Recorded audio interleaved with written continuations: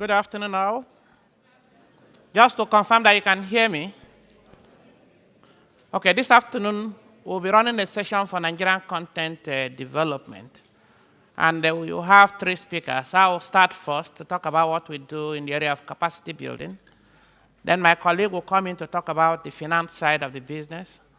And then the last speaker will be talking about what we do to manage projects to achieve the Nigerian content levels that we want to achieve. Basically, what we do, the board was set up through the instrumentality of the Nigerian Oil and Gas Industry Content Act. And the job of the board purely is to build capacity and to enforce the law. So I'll talk about the capacity side. Thanks. So basically, we have, I'll talk about where we are, the required capacity we need in the industry, what we've done about it, the challenges we faced, and the possible way forward.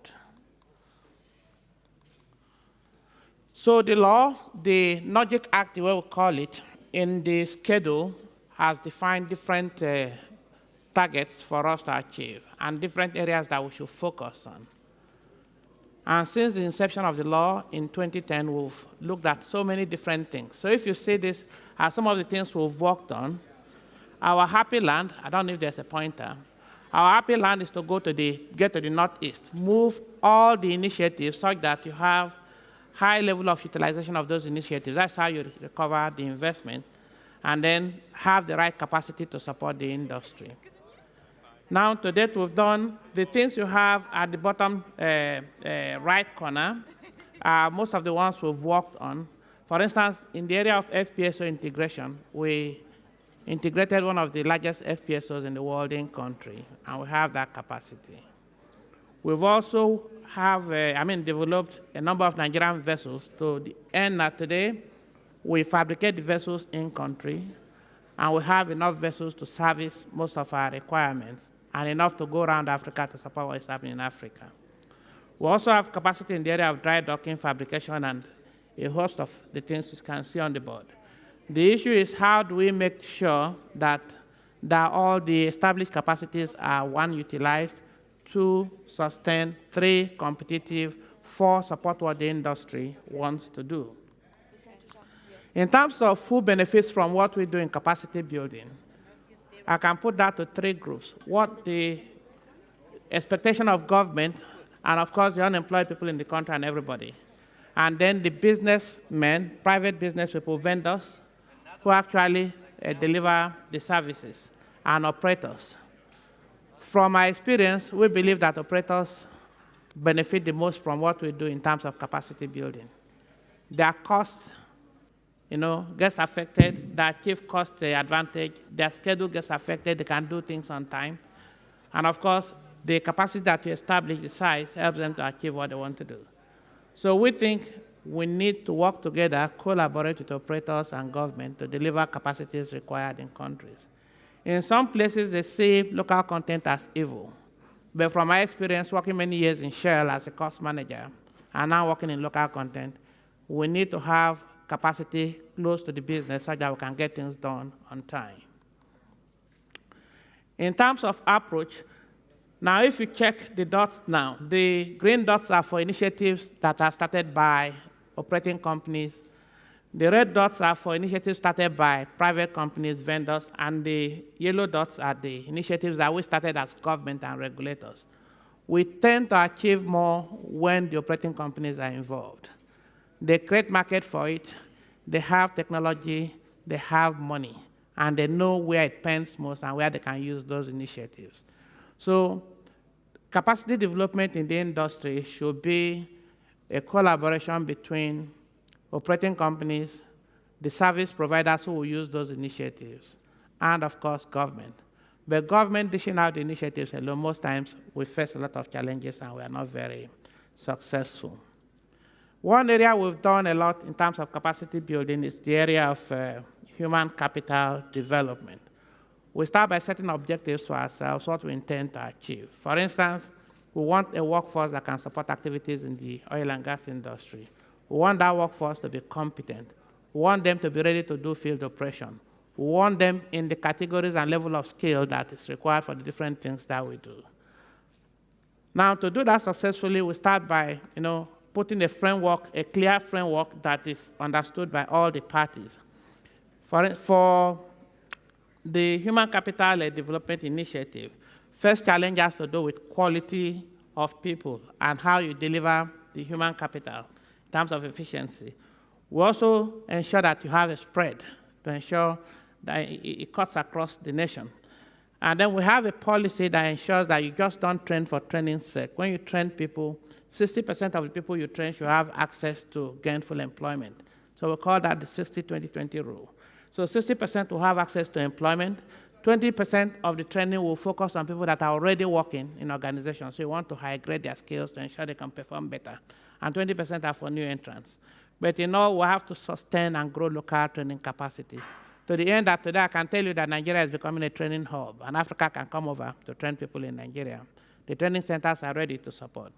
In terms of the strategy, we ensure that the trainings are all competence-based, so that we're able clearly to map that you've moved from one level of competence to the other level of competence. If not, we don't know, we'll just be training for training's sake. All the trainings we do come with entrepreneurship and digital competencies. That's where the world is going, and that's what we want to do. That's what we want to achieve.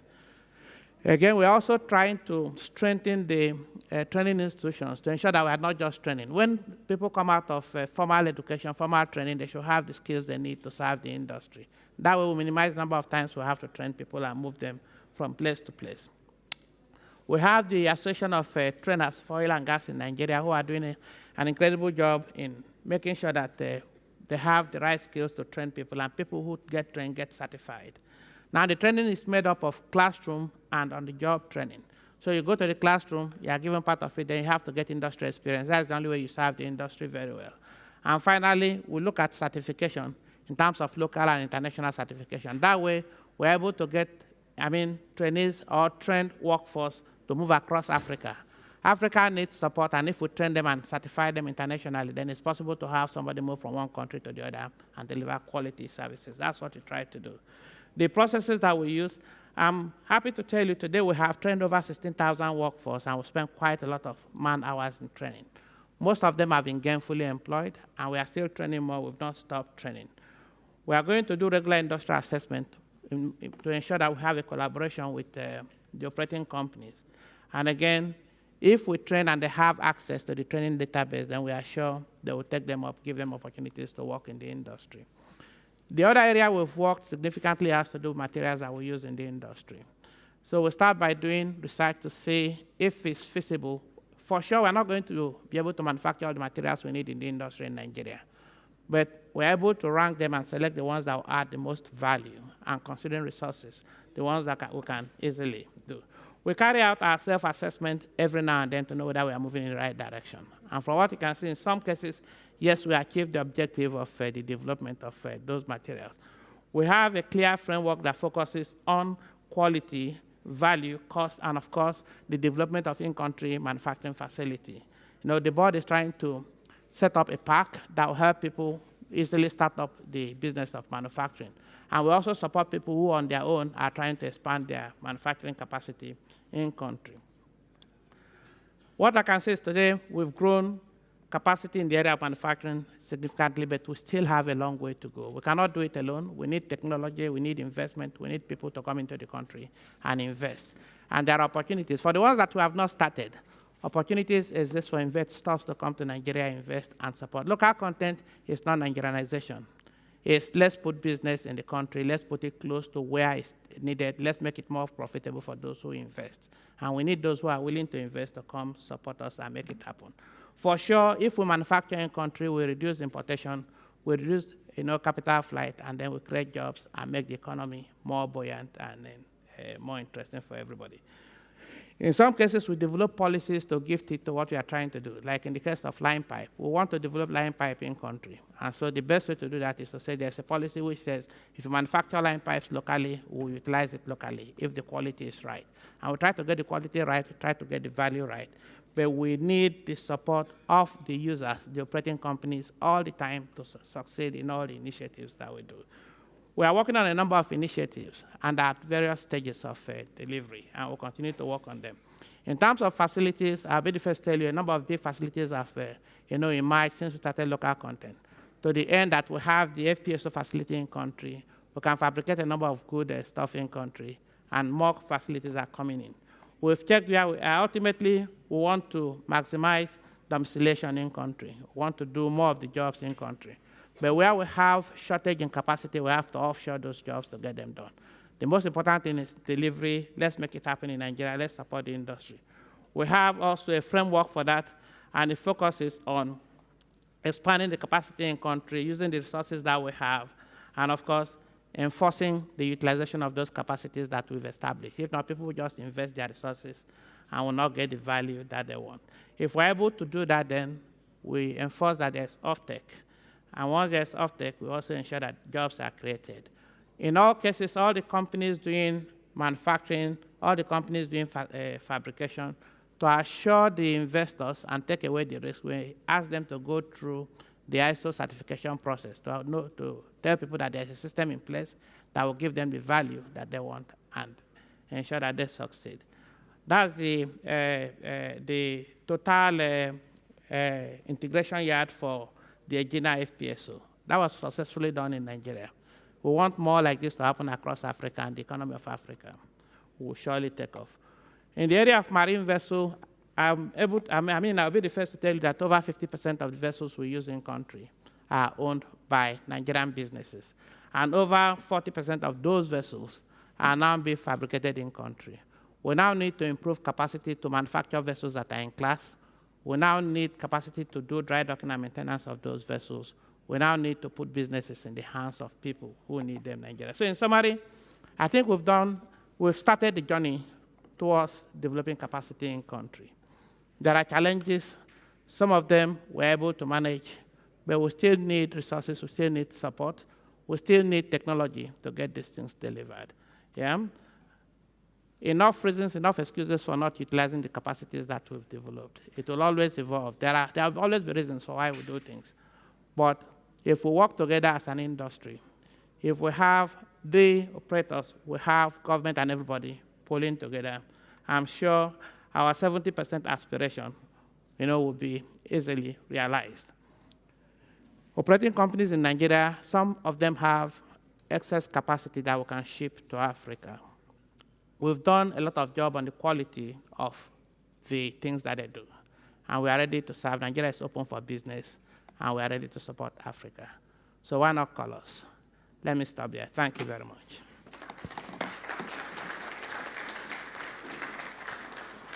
Thank you so much, Dr. Ikuru. That was a fantastic presentation.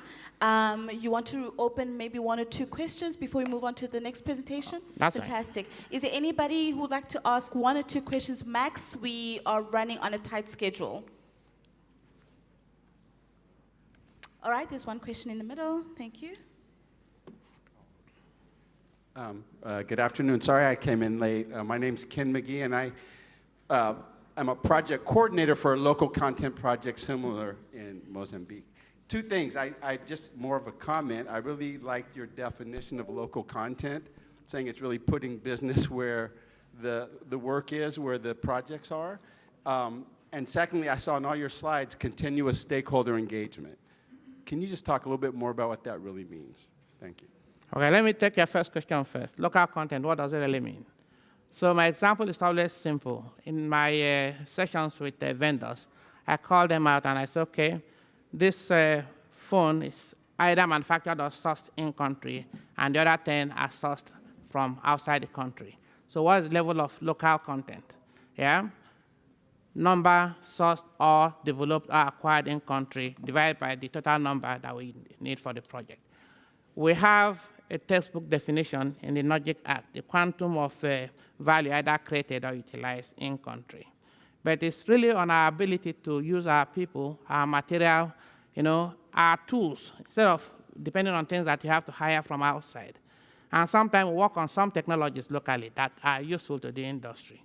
Okay, you have our money or money that you can source from within before you borrow from, external sources and all of that. and some products of our research and technology and all of that. When you put all of that to create value in the industry, you are doing local content, and that's how I would define it. Yeah? In terms of stakeholder engagement, I started by talking that alone, legislating things and forcing things on operators does not really work all the time. We need to collaborate.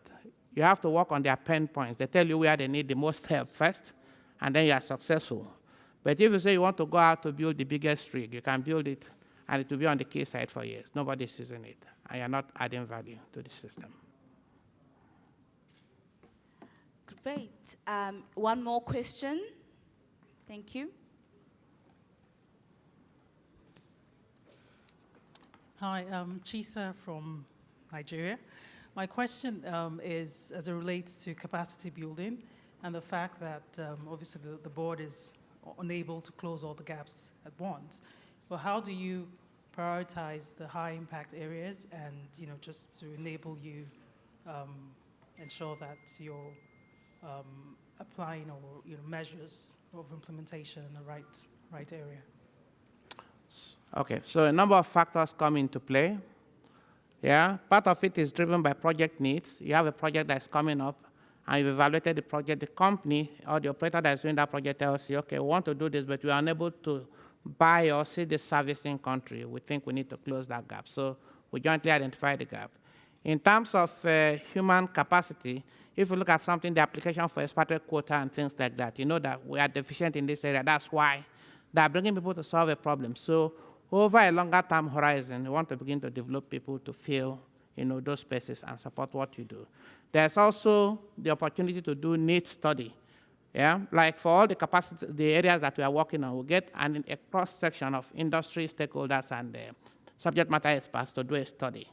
I've had groups do study on chemicals, I've had groups do study on bulls and things like that, and they come back with the report to say, okay, we are short in this area, we need to develop this capacity, and this is how we should go about it. That way, we are sure we're working on the right things that will support the industry. Thank you. Thank you. Thank you so much. Round of applause for Dr. Ikuru. Thank you for that wonderful presentation. Thank you.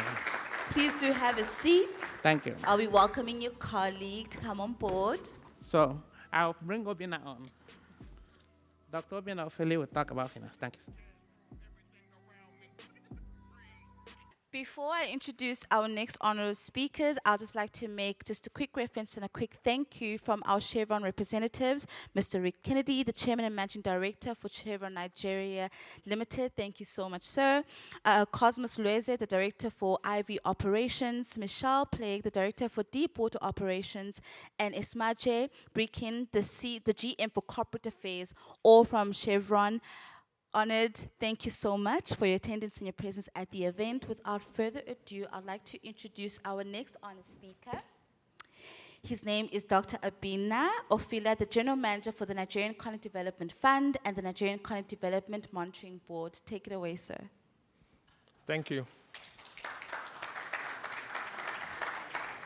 So basically, this is a very simple presentation because it's going to talk about money, and it's going to talk about the Nigerian Content Intervention Fund, how it has succeeded being an elixir or panacea for local content development. We hope that looking at this, we'll be able to replicate the same story all over Africa. First of all, if we look at it, I will look at it from three perspectives: the attributes of the fund, the development focus template that the fund has adopted, and the intervention policy imperatives adopted in times of crisis. The reason is that management is not fixated on how the fund operates, and that is basically why the fund has succeeded. Before we go into this, it's necessary to say that the Nigerian Content Intervention Fund is a fund created out of the Nigerian Content Development Fund. So funds were taken by NCDMB, dedicated as intervention funds. And management was very bullish in doing this. They were willing to take up to 40% of the available funds in the Nigerian Content Intervention Fund and place with reputable organizations as fund managers to be able to professionally manage it. So let's look at the attributes of the fund. The first important thing to say, which is what I've said, is that the Nigerian Content Intervention Fund had an independent funding source. And the independent funding source is the Nigerian Content Development Fund. For the purpose of those of us who do not understand, the Nigerian Content Development Fund is a fund created by government deliberately because of the financial issues. It's very difficult to get finance to finance operators in the oil and gas industry in country. Most times, operators go and source funds from outside the country. So this comes, it poses its own challenges and exchange risk, associated issues of delays and all that.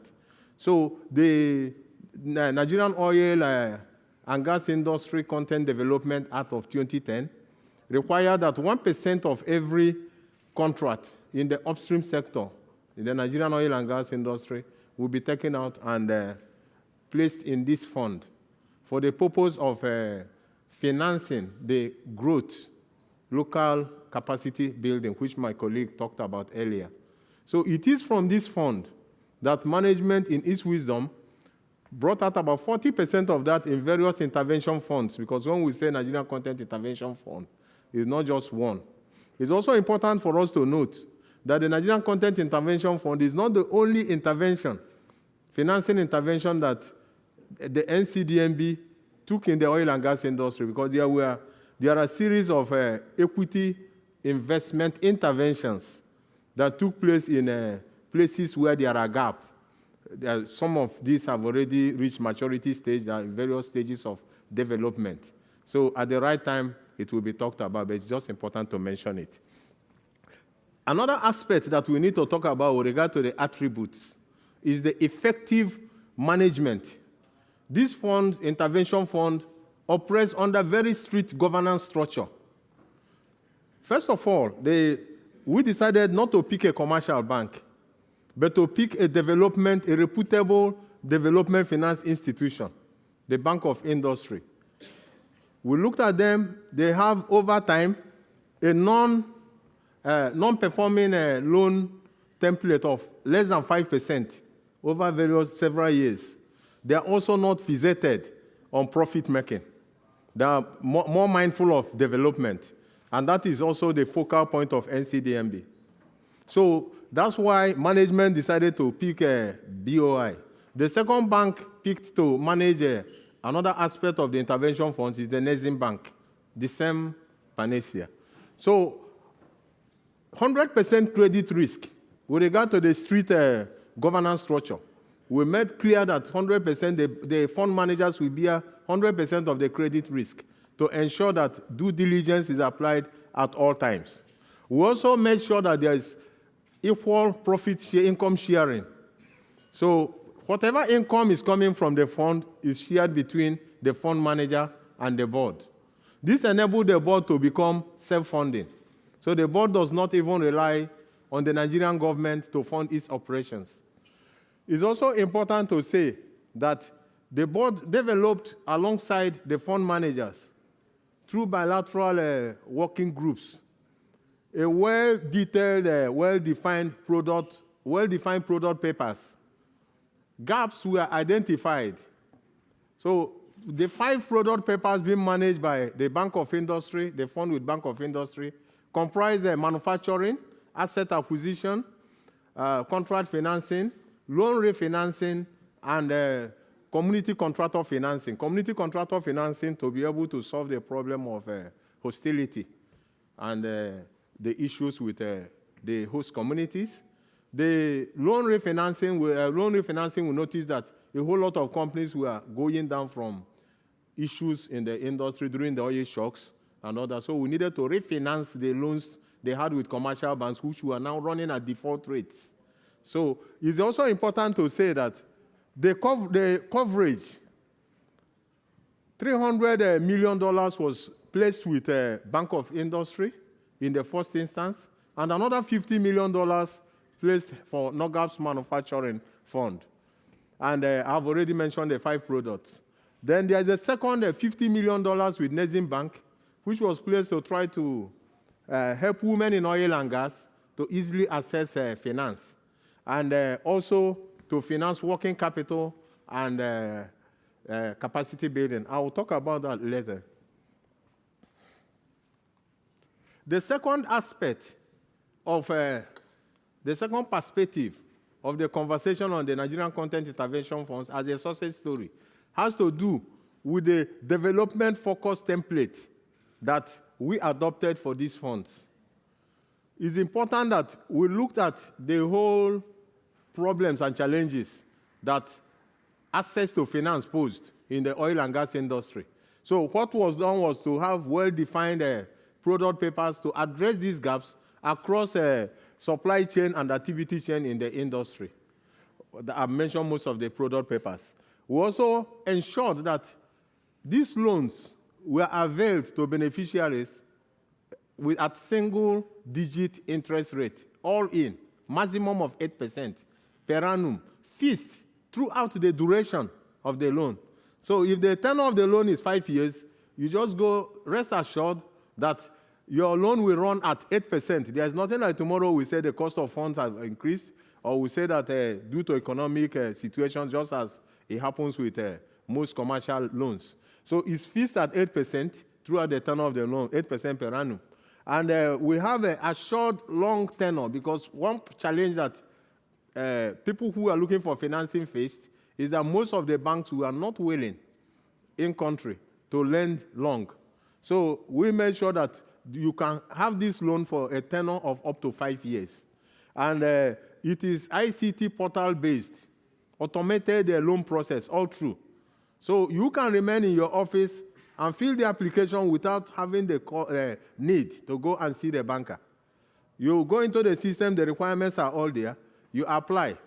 This solves a whole lot of problems, increases efficiency, and eliminates several issues that we know that often crop up in seeking this finance. And then there are no administrative or management fees. This is an agreement. Once you agree the interest rate, there is nothing, the bank is not going to charge you any administrative fee, any processing fee, or any management fee. It's also important to say that because of the usual trend of when you apply for a loan, you wait for a very long time. You don't even know when that processing will be over. We agree that the maximum processing time cycle is 45 working days. So if you're able, from the day you upload all the required documentation for the loan. The third perspective is the policy imperatives that the board put in place during crisis situations. So the management of the board made sure that we are very pragmatic with regard to situations. So when crisis comes up, we are able to tweak this. So we amend the agreement with the fund managers to ensure that the beneficiaries, the loan beneficiaries, do not suffer because of that. I will give an example. During the COVID-19 pandemic, businesses were almost shutting down because supply chain collapsed all over the world. The oil companies started calling in. In fact, most of the contracts became on call-off basis. Some of the rates dropped because even the oil companies were not even able to sell the products. So this made the board. Then there is also the issue. This led to virtual collapse of most of the oil and gas service providers in the country. So we quickly looked at it and came up with two major decisions. The first was to implement palliative regime on all those that borrowed under the fund. First of all, we placed a moratorium of up to 2 years, the period of this shock. We placed a moratorium on principal repayments. This process of moratorium on principal repayments led to extension of the tenor by up to 2 years. So except you say you do not want to take it, then automatically it's there for you. If you are supposed to repay, so this pushed the tenor of the loans from 5 years to 7 years. So this helped a whole lot of companies to weather the storm. We didn't stop there. We also directed the fund managers to reduce the interest rate from 8% per annum to 6% per annum during this period of 2 years. So this actually helped a lot of the companies to weather the storm.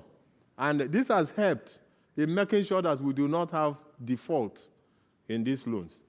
The second decision that was taken was the initiation of the $50 million fund with Exim Bank for working capital, because so many of the companies ran to the board that they will have to downsize because it's an obvious economic decision. And because we are developmental in nature, we said, no, let us offer you support, working capital support, so that you will be able to weather the storm. And that's how this came up, the $30 million soft fund with a very soft collateral, better pricing of 5% per annum, fees throughout a period, up to 5 years tenor on the loans, and the same ICT, and we reduce the processing time cycle from 45 working days to 21 working days in the new bank.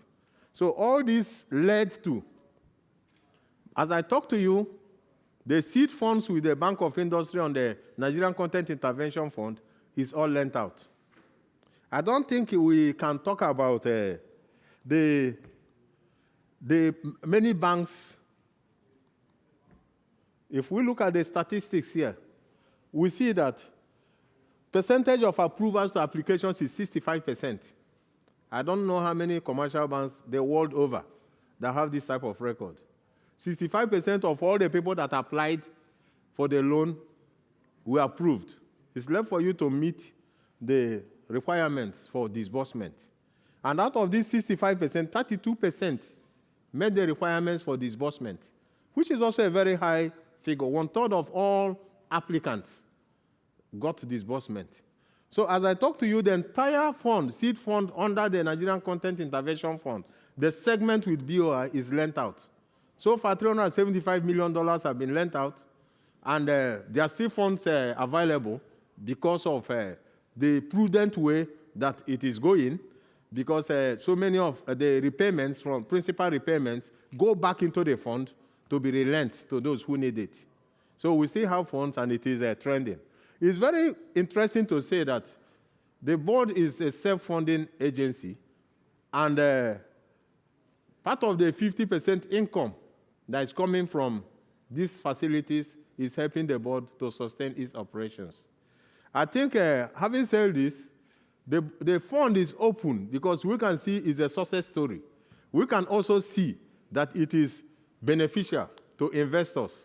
So we stand here to also invite multilateral agencies, African economies, to come and place funds in the Nigerian Content Intervention Fund. It will help to increase the success story. It will also earn you income. Thank you.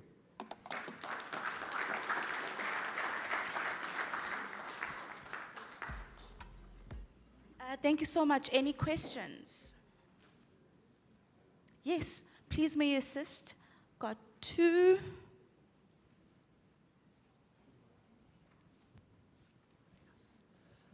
Thank you, Dr. Obinna, for an excellent presentation. My name is Sophia Horswell, Dr. Sophia Horswell from SBDC Nigeria.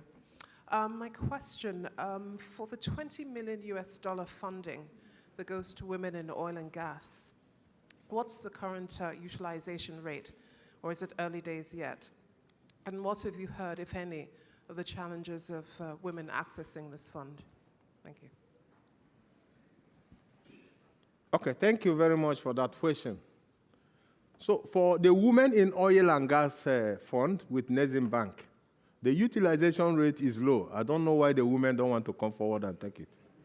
In fact, we have been saying that if the women do not want to come and take it, maybe we'll change that to Fund for Men, so that it will have this type of success story. As I speak to you, the rate, I like speaking to the details. What is the utilization to applications? Because you cannot force anybody to apply. There are only 3 applications so far. And when I say an application, it's an application supported by documentation. Because if you apply and you don't put in the necessary documentation, it is not effectively an application. So out of these 3 applications, 1 has been disbursed. So that is just answering your question directly. That's the situation. So we encourage the women groups to please assist, get the women to rush and apply because we want these funds to be fully disbursed. Thank you. Thank you so much. Mine is a question and a comment. My name is Oliver Fortune, representing a couple of groups of company, about 3 of them. My comment is that I think one of the challenges that we face, not just in Nigeria and Africa, is creating more awareness about the resources available. There's a huge gap between, so I think grab his card before he goes tonight. My question is that, is your funding just earmarked for West Africa or also Southern Africa? Thank you. Is what, please? Your funding. Yes, please. Is it just earmarked for West Africa or is also across Africa? Okay, good. My closing remarks is inviting African countries. Sorry, I was late, so I missed part of the presentation. Yeah. No, it's okay. I will answer that. My closing remarks is inviting African countries and multilateral agencies to put more money. When this money comes, I believe the management of the board, very proactive, we may think of extending this. So far, it is now covering Nigeria. You understand? That's what it covers. But I want to answer this question by looking at the working capital and the capacity building fund with Exim Bank, the second leg. The Exim Bank specializes in service. And this fund, the focus of this fund is to help operators prepare under the AFTA to be able to offer services across the African continent, the oil and gas business. So what it means is that it is also preparing companies that benefit from that fund to service the entire African oil and gas space. But directly answering your question, any country that puts in money into the fund, I think management may look at it potentially to cover companies from that country. Thank you. Thank you. Okay, thank you very much. We've unfortunately run out of time, but a round of applause for Dr. Ofili. Thank you so much for your honored presentation. Please do take a seat. Okay, thank you. All right, we'll be conducting our last presentation for the afternoon. I would love to welcome to the stage Engineer Bamidele Abayomi, the Director for Project Certification and Authorization for the NCDMB. Apologies, thank you.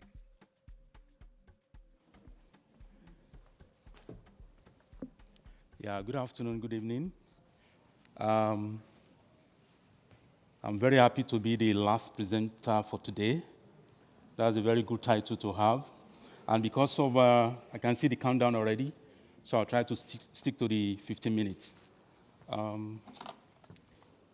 So basically the outline is to talk about the objectives, the background, and of course, what we are doing in NCDMB regarding the contracting cycle, and all the various SLAs we've signed, and of course the benefits we seek to derive from that.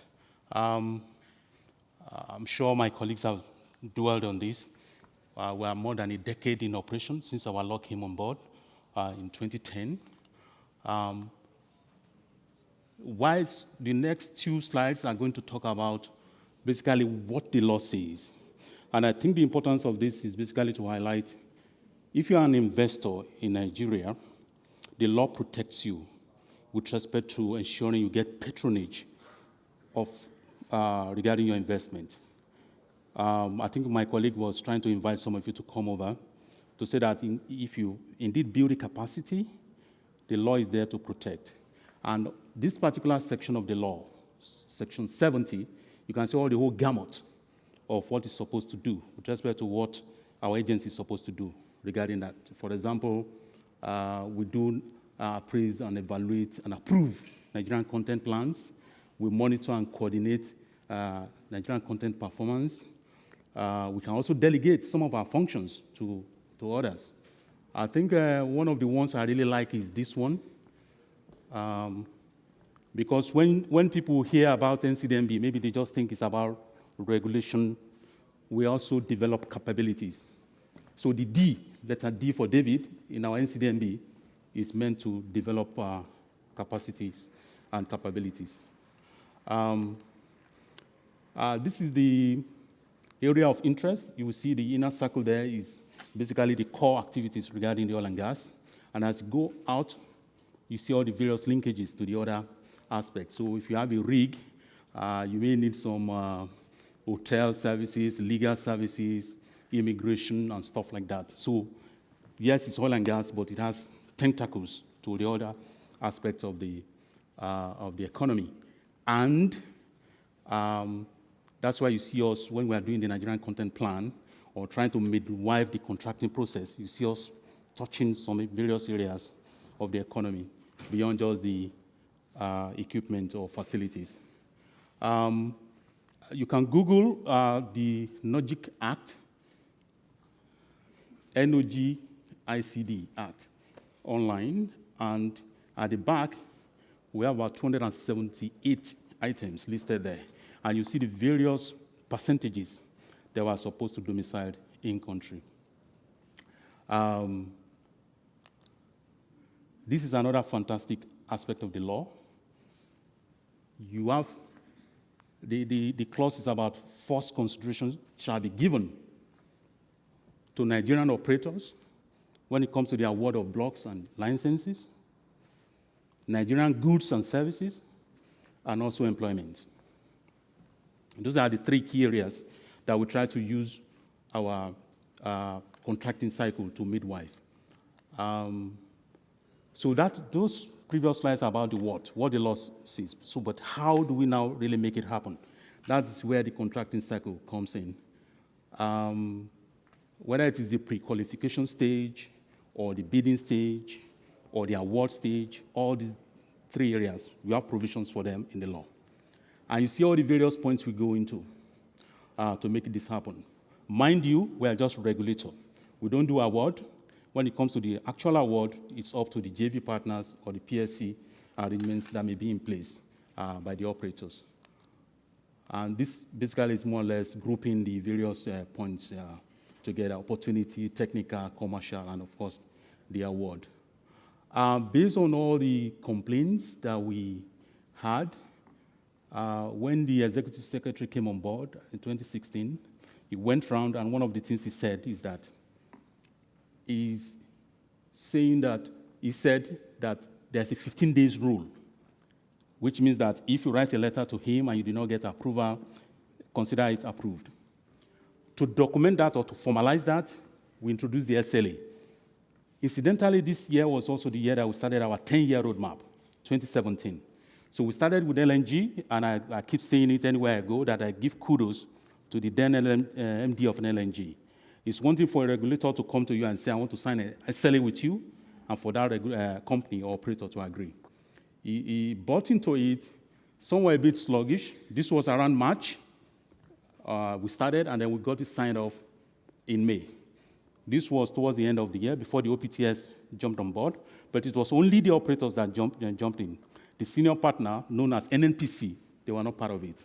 And then roughly a year later, the independents came in. And these are the various days we set aside for those various tender processes, or milestones, as we may call it. You can see as at then, the NC plan alone was about 30 days to get it done. So currently, this is where we are with respect to the various days for the approval. In view of the complaints that we had in the industry, we now did an optimized version, and you can see the differences and the gain. Basically, we try to lean the process so that it's not too cumbersome. The mandate is that we should ensure we finish our contracting cycle in 6 months. And if you look at each of them, let's see the processes, all the steps, we reduced it from 45 to 35. When you see the, for open competitive tendering, from 3 to 7, 180 days. That's the target. And you can see the bottom one, single sourcing, from 185 to 128 days. So this is what we're trying to operationalize now, basically to make sure that within 180 days, we want to make sure the contract is in place. And the idea is that if you have an investment, there's nothing that can be as painful that you are bidding for a job and it takes you like 2 years, 3 years for you to even get a contract awarded, with all the bankers knocking on your doors and you have to pay salaries. So that is what is driving. This is the picture we took when we signed it off in Abuja last month. And we're excited about where we are currently with respect to making it go forward. These are the numbers. If you total it, the OC there means open tendering, SL selective tendering, and SS single or sole source. If you total all the numbers, you will see that roughly for the longest one, which is the first column here, we are roughly about 48%. So 48% of the time, your documents are with us, 52% with you. This one is about 1/3, which is the fastest. Essentially, you kick the ball to our court, we kick it back as quickly as possible. One key clause in this new template is that 15 days rule is now formalized, such that if you write to us, we don't reply, consider it approved. Basically, these are the benefits, and I won't spend much time about it. Economic growth, jobs, revenue, of course, cost reduction. And like I said, we started in 2017, 2018, as if we knew the benefits of having SLA in place. You can see what is happening to our targets with respect to the roadmap.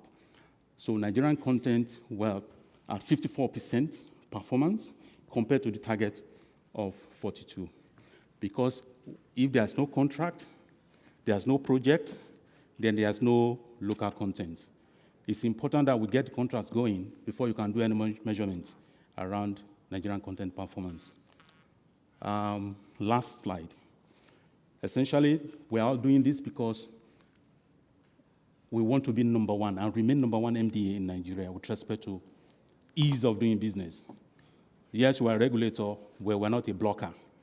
Our purpose is not to block your investment or slow you down. Essentially, we want to make sure that everything goes on smoothly. And we are very delighted that the agencies of government, private sector, public sector, recognize our performance to date. Thank you very much. We